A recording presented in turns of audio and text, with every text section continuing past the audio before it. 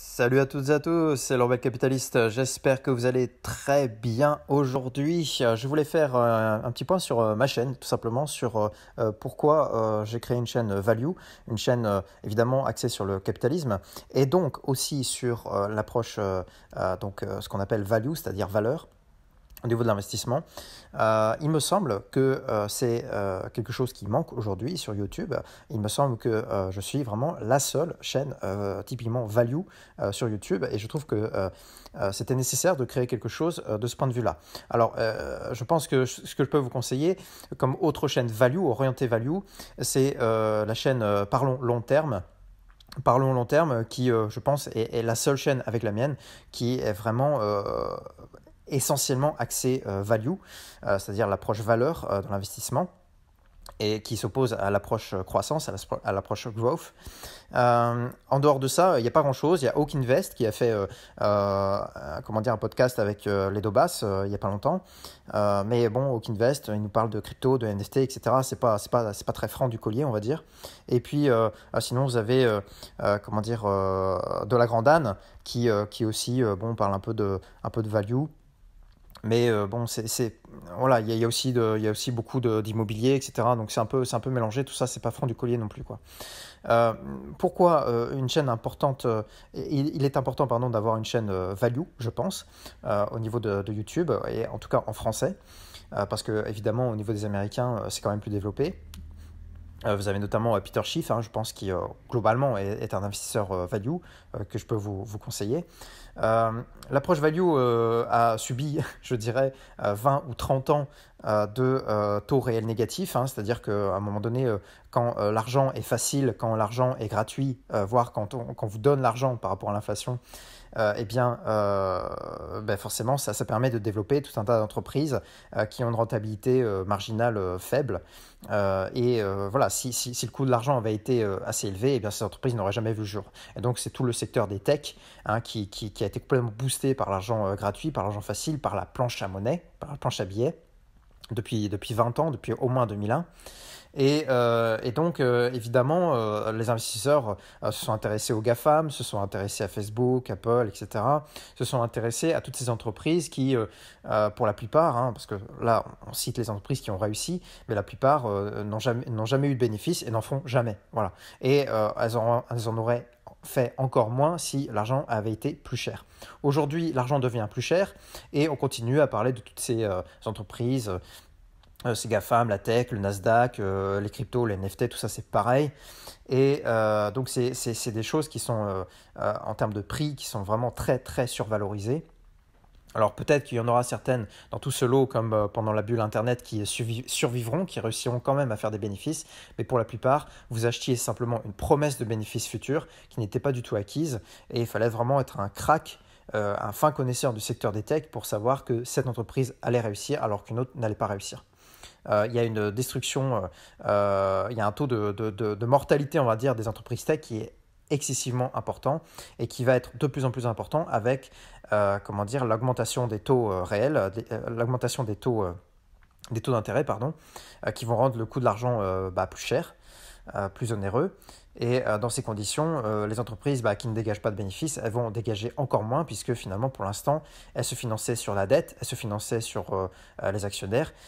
Mais tout cet argent qui arrivait en plus, quand il commence à se tarir, les cours s'effondrent. Et puis tout ce montage, finalement, qui est une sorte de grande pyramide de Ponzi technologique, commence à s'effondrer petit à petit, à s'effriter. Voilà. L'approche value est excessivement importante parce que c'est l'approche capitalistique de base, c'est l'approche libérale, je dirais. Vous savez que la différence entre prix et valeur, c'est ce que dit Warren Buffett. Le prix, c'est ce que vous payez, la valeur, c'est ce que vous obtenez. Et ce qui nous intéresse, c'est la valeur. Parce que la valeur, c'est ce qui a vraiment une utilité sociale. Vous créez quelque chose qui va rendre la vie des gens plus facile, plus simple, ou qui va leur permettre de développer leur créativité à leur tour. Et donc, vous apportez quelque chose, finalement, à l'humanité. Vous avez une valeur sociale. Alors que le prix est un symbole. Le prix est une norme, est une convention, est une construction sociale. Évidemment, c'est utile en soi, mais si vous vous focalisez sur le prix, si vous vous focalisez sur ce que vous voyez, vous avez de bonnes chances de vous tromper parce que il y arrive qu'en effet, il y ait des aberrations de marché, il y ait des incohérences, il y ait des distorsions entre le prix et la valeur. Le prix, c'est ce que vous voyez, la valeur, c'est ce que vous ne voyez pas. Et pourtant, ce que vous ne voyez pas est souvent le plus important et le plus essentiel. Et donc, toute l'approche value consiste justement à placer l'argent là où le prix est en dessous de la valeur pour que justement le prix revienne au niveau de la valeur et pour justement que vous ayez une juste valorisation de la valeur intrinsèque, du sous-jacent, je dirais.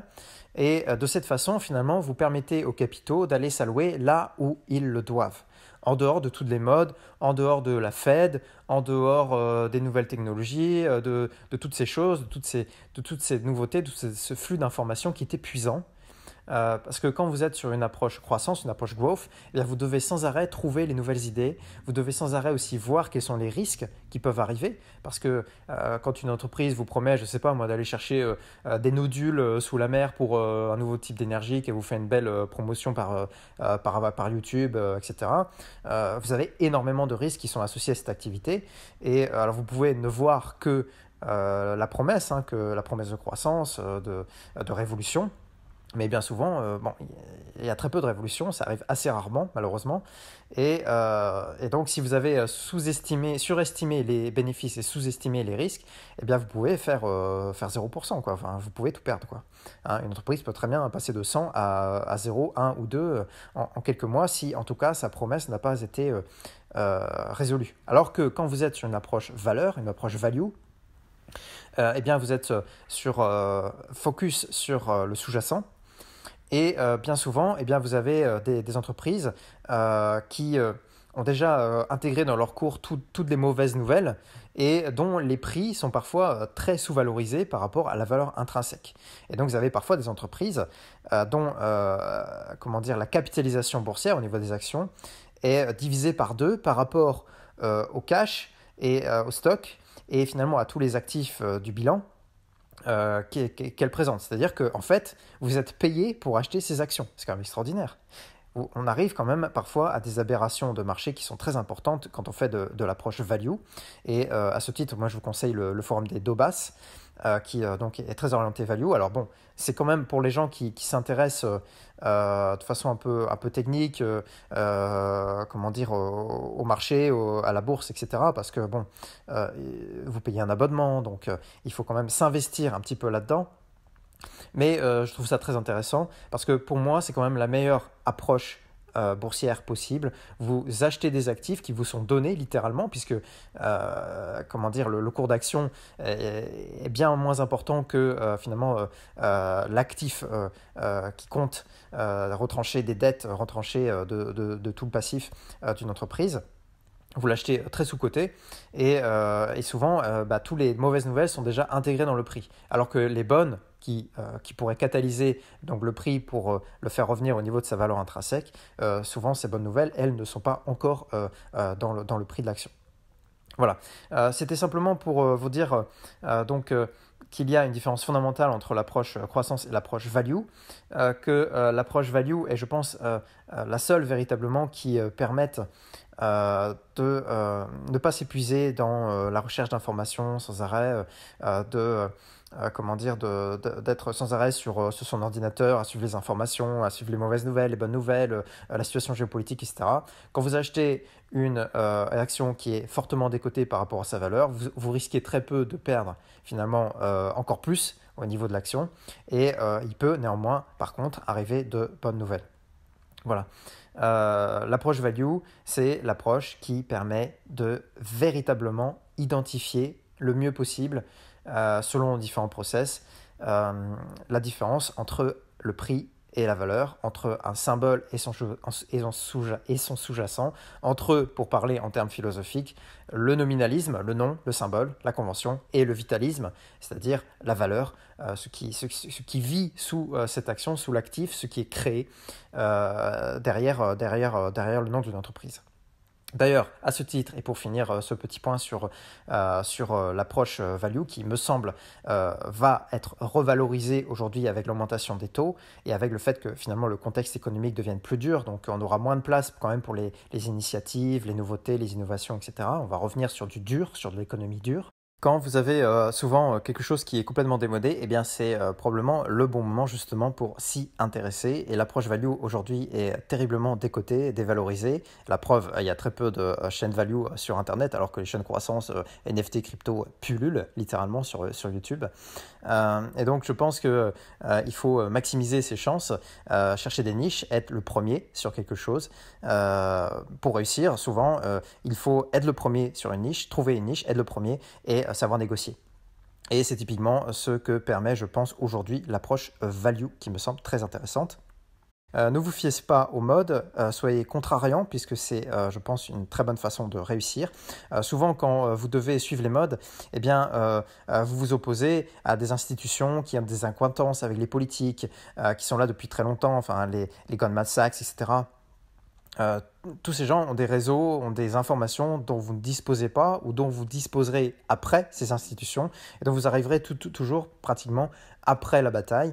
L'investissement value se fiche du timing. L'investissement value s'intéresse aux fondamentaux et ça ne la dérange pas d'être investi 2-3 ans sur une entreprise, que même si l'entreprise perd 30% temporairement, ce n'est pas un problème si vous savez que la valeur, que le prix ne reflète pas la valeur et que le prix peut être multiplié par 2 ou par 3 pour retrouver la valeur intrinsèque.